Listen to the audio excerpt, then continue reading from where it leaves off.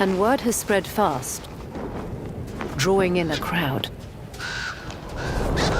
With the carcass frozen, they can't break in.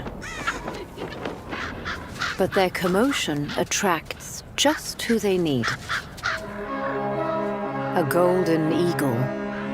It knows that where there are ravens, there's food.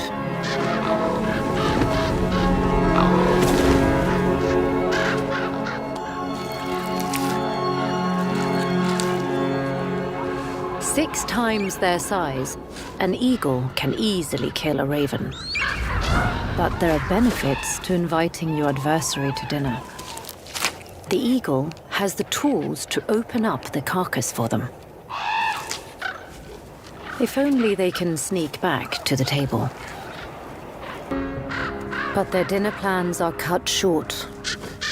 More eagles arrive to claim their share of this feast. All the ravens can do is watch as these titans battle it out.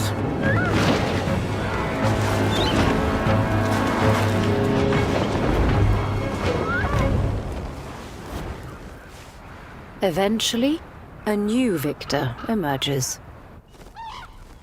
It's able to eat its fill, undisturbed, and finally allows the ravens back to the opened carcass.